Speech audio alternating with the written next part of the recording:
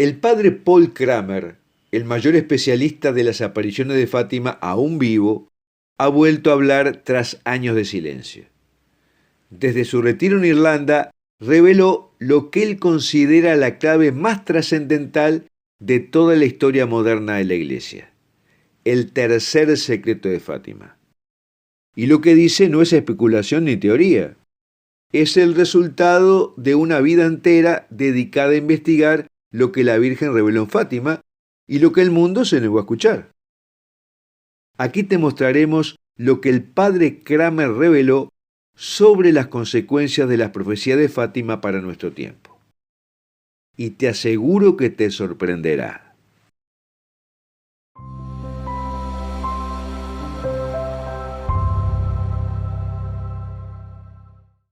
Según el padre Kramer, lo que el Vaticano publicó en el año 2000 fue solo una parte del tercer secreto. Faltan las palabras mismas de la Virgen dirigidas a Sor Lucía, que debían hacerse públicas en 1960. Ese texto, oculto hasta hoy, contiene las advertencias más graves jamás pronunciadas desde el cielo: la infiltración satánica en la jerarquía eclesiástica, el surgimiento de una falsa iglesia que imita a la verdadera y la transformación progresiva de la liturgia y la doctrina para adaptarse al espíritu del mundo. Kramer afirma que esas palabras fueron deliberadamente ocultadas porque revelaban que el enemigo no estaba solamente afuera, sino adentro, que el verdadero ataque sería espiritual y que vendría desde lo alto, desde el propio Vaticano. Una de las advertencias más concretas del secreto, según Kramer, era la abolición del verdadero sacrificio eucarístico.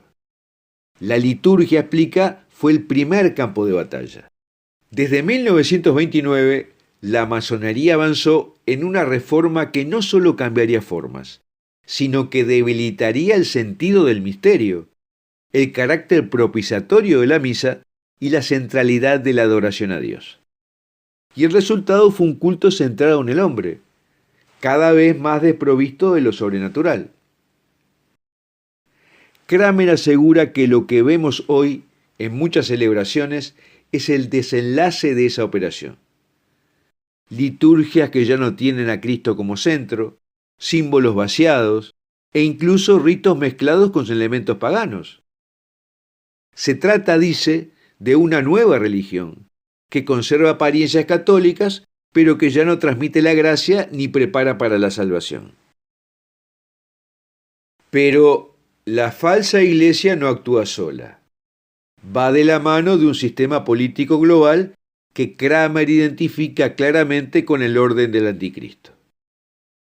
En el secreto oculto afirma que se advertía sobre un futuro donde la humanidad caería bajo el control de una dictadura global. Un sistema sin Dios, basado en la mentira, en la vigilancia digital, en la destrucción de la moral natural y la eliminación de toda resistencia espiritual. Kramer conecta esto con las epidemias, las hambrunas inducidas, la manipulación del miedo y la sumisión de las conciencias a una lógica impía. Es una guerra espiritual que busca someter el alma del hombre.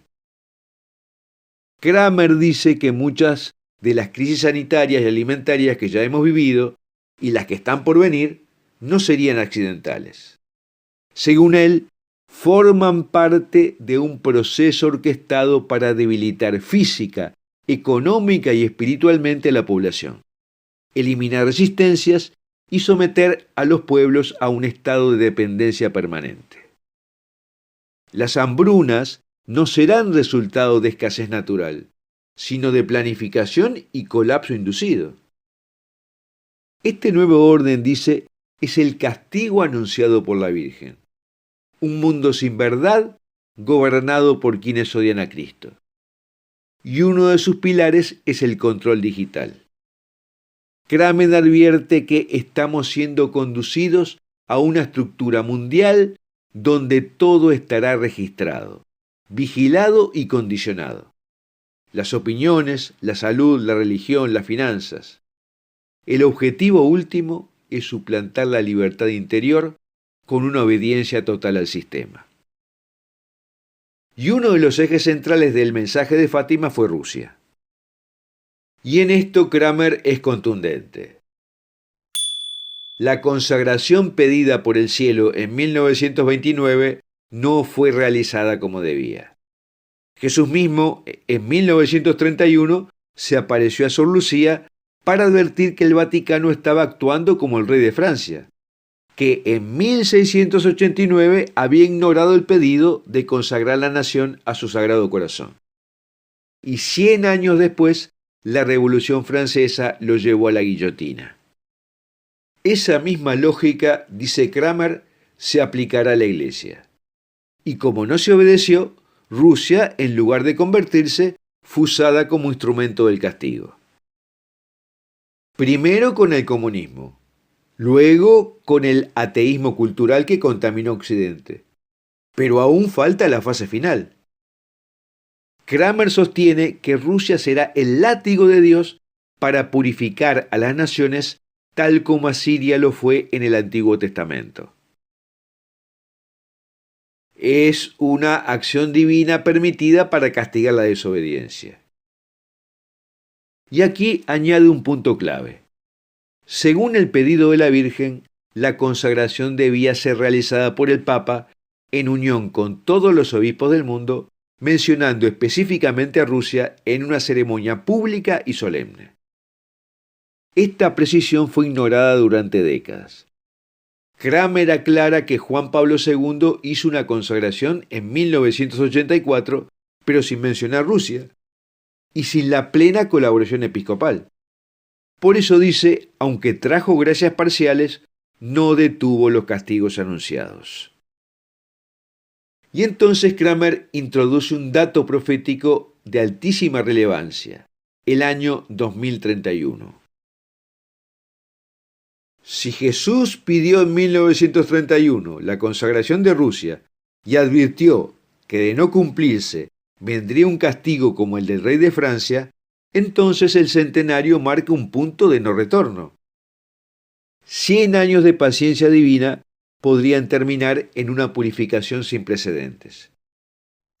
Y así como el rey fue decapitado, Kramer sugiere que también la Iglesia podría sufrir una decapitación espiritual.